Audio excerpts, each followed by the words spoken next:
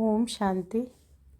आज 6 मार्च 2024 की साकार मधुर मुरली है।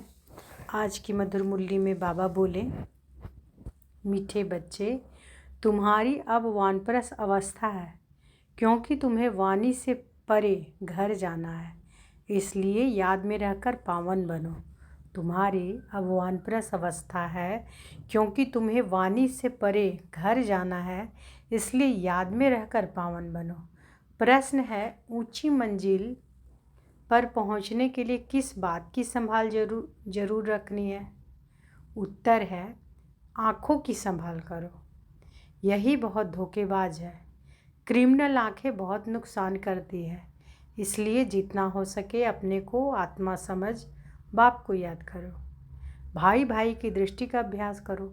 सवेरे सवेरे उठ एकांत में बैठ अपने आप से बातें करो। भगवान का हुक्म है। भगवान का क्या हुक्म है? मीठे बच्चे, काम महाशत्रु से खबरदार रहो। भगवान का हुक्म है, मीठे बच्चे, काम महाशत्रु से खबरदार रहो। ओम शांति।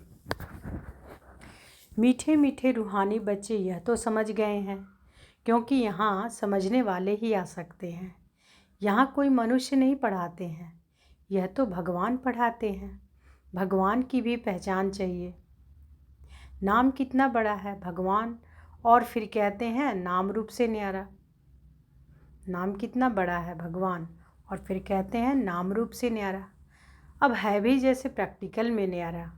इतनी छोटी बिंदी है, कहते भी हैं आत्मा स्टार है, जैसे वह सितारे छोटे तो नहीं है। यह आत्मा स्टार तो सच्ची सच्ची छोटी है। बाप भी बिंदी है। बाप तो सदा पवित्र है। उनकी महिमा भी है ज्ञान का सागर, शांति का सागर। उनकी महिमा क्या है? ज्ञान का सागर, शांति का सागर। इसमें मूंझने की कोई बात नहीं। मुख्य बात है पावन बनने की। विकार पर ही झगड़ा होता है। पावन बनने के लिए पतित पावन को बुलाते हैं, तो ज़रूर पावन बनना पड़े ना। इसमें मूंझना नहीं है। जो कुछ पास्ट हुआ, विघ्न आदि पड़े, नई बात नहीं है। अबलाओं पर अत्याचार होते हैं और सत्संगों में यह बातें नहीं होती है। कहाँ भी हंगामा नहीं होता है। यहाँ हंगामा खास इस बात पर ही होता है। बाप पावन बनाने आते हैं तो कितना हंगामा होता है। बाप बैठ पढ़ाते हैं। बाप कहते हैं कि मैं आता भी वानप्रस्थ अवस्था में हूँ। वानप्रस्थ अवस्था का कायदा भी यहाँ से ही शुरू होता है। तो वानप्रस्थ अवस्था वाले जरूर वानप्रस्थ में ही रहेंगे। वाणी से परे जाने के लिए बाप को पूरा याद कर पवित्र बनना है। पवित्र बनने का तरीका तो एक ही है। वापस जाना है तो पवित्र जरूर बनना है।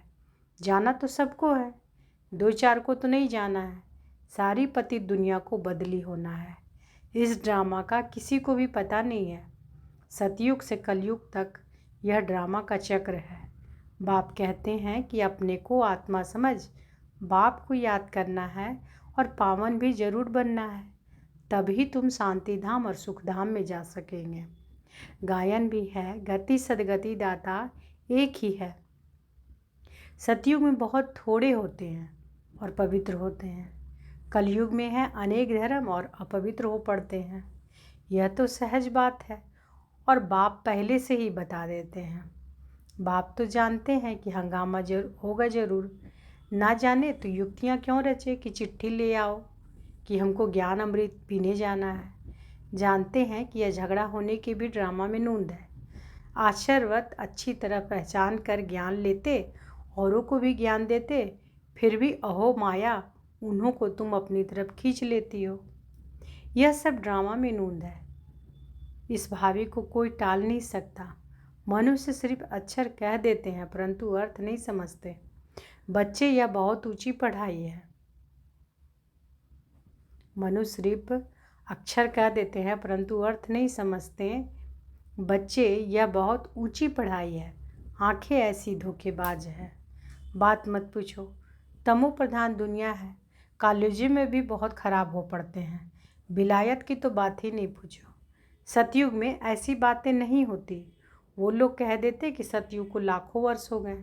बाप कहते हैं कि कल तुमको राज्य भाग देकर गए थे, सब कुछ गंवा दिया है, लौकिक में भी बाप कहते हैं कि इतनी तुमको मिल्कियत दी, सब गंवा दी। ऐसे भी बच्चे निकल पड़ते हैं जो धक से मिल्कियत को उड़ा देते हैं। बेहद का बाप भी कहते हैं कि मैं तुमको कितना धन देकर गया, कितना तुमको लायक विश्व का मालिक बनाया। अब ड्रामा अनुसार तुम्हारा क्या हाल हो गया है। तुम वही मेरे बच्चे हो ना। कितने तुम धनवान थे। यह है बेहद की बात जो तुम समझाते हो। एक कहानी है, रोज कहता था शेर आया, परंतु शेर आता नहीं था। एक दिन सच सच शेर आ गया। तुम भी कहते हो मौत आया कि आया, तो कहते हैं कि रोज कहते हैं विनाश तो होता नहीं। अब तुम जानते हो कि एक दिन विनाश होना जरूर है। उनकी फिर कहानी बना दी है। बेहद का बाप कहते हैं उन्हों का दोष नहीं है, कल पहले भी हुआ था, 5000 वर्ष की बात है। बाबा ने तो बहुत बार बोला है। यह भी तुम लिखते रहते हो कि 5000 वर्ष पहले भी हूबहू ऐसा म्यूजियम खोला था, भारत में देवी देवता धर्म की स्थापना करने। एकदम क्लियर लिखो तो आकर समझे। बाबा आया हुआ है। बाप का वर्षा है ही स्वर्ग की बादशाही। भारत स्वर्ग था। पहले पहले नई दुनिया में नया भारत हेवन था, हेवन सो हेल। यह बहुत बड़ा बेहद का ड्रामा है। इसमें सब पाठधारी हैं। 84 जन्मों का पाठ बजाए अब फिर हम वापस जाते हैं।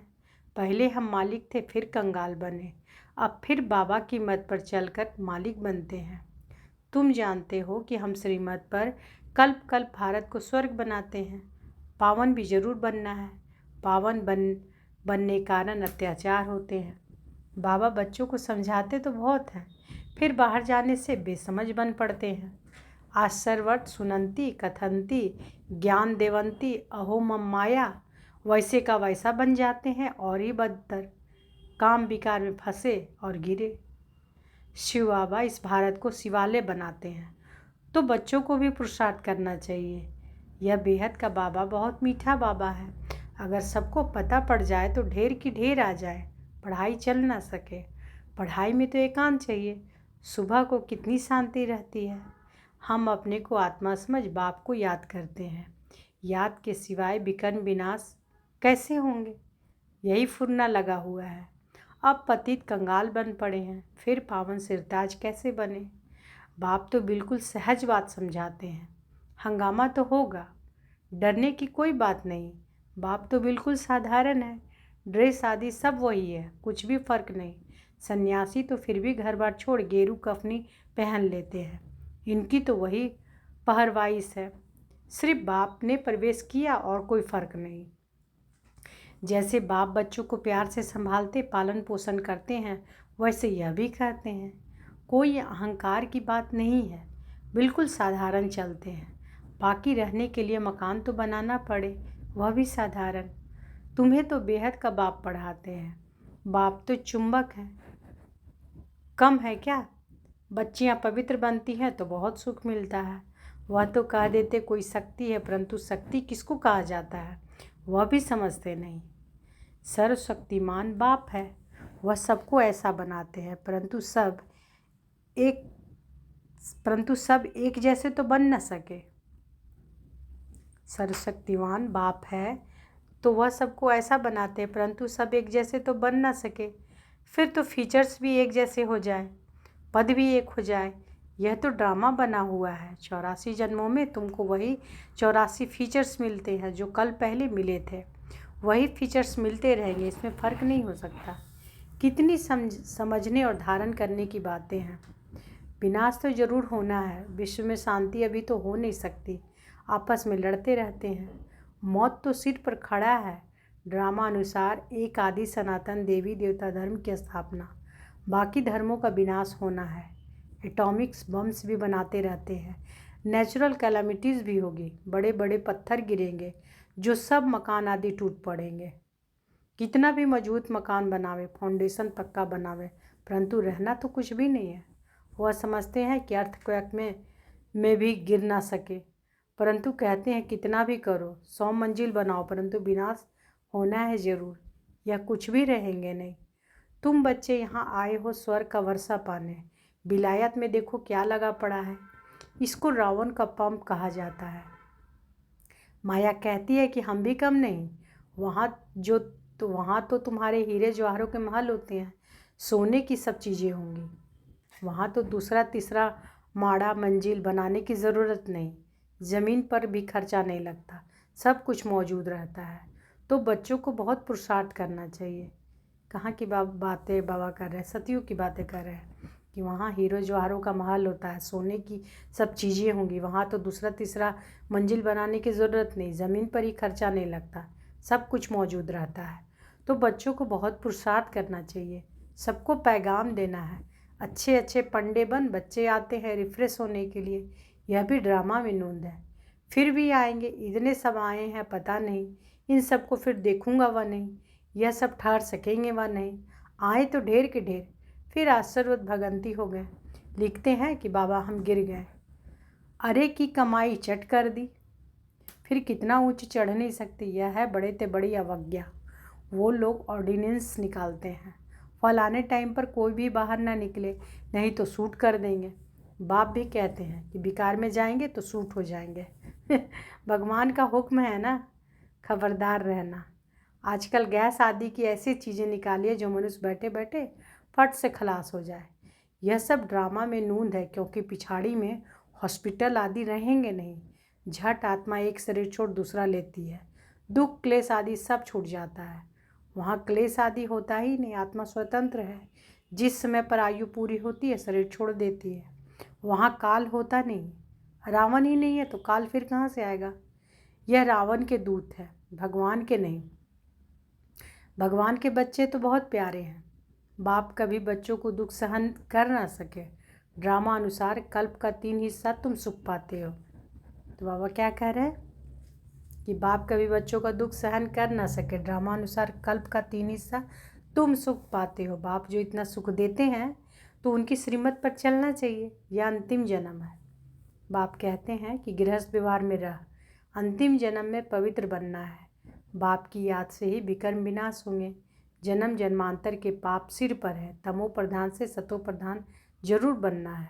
बाप है सर्वशक्तिमान अथॉरिटी, जो भी शास्त्र आदि पढ़ाते हैं उनको अथॉरिटी कहते हैं। अब बाप कहते हैं कि सबकी अथॉरिटी मैं हूँ। मैं इन ब्रह्मा द्वारा सब शास्त्रों का सार आकर सुनाता हूँ। अपने को आत्मा समझ मुझे याद करो तो पाप विनाश होंगे।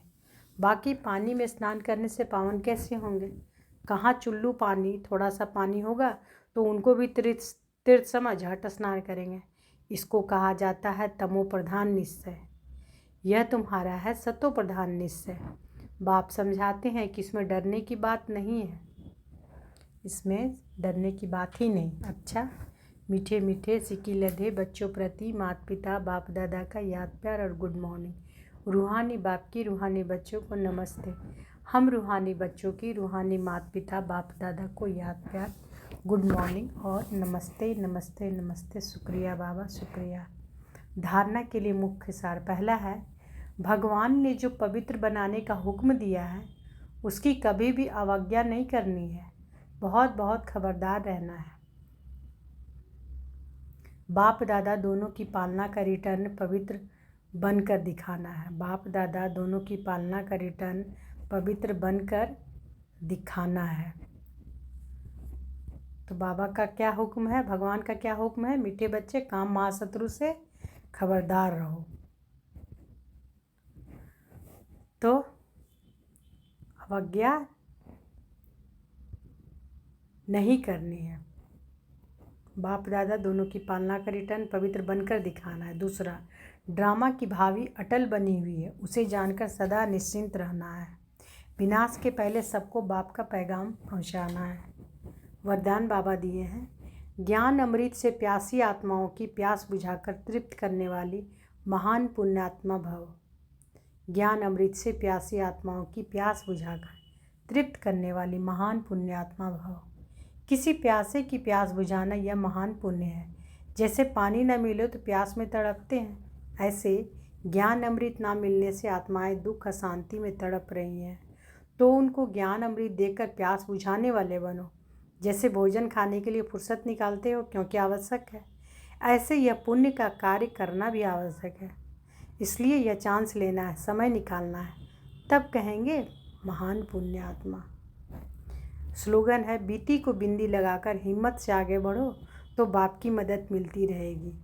बीती को बिंदी लगाकर हिम्मत से आगे बढ़ो तो बाप की मदद मिलती रहेगी। तो आज के महावाक्य में बाबा क्या बोले कि तुम्हारी अब वानप्रस्थ अवस्था है, क्योंकि तुम्हें वाणी से परे घर जाना है, इसलिए याद में रहकर पावन बनो। अच्छा, शुक्रिया बाबा, शुक्रिया। ओम शांति।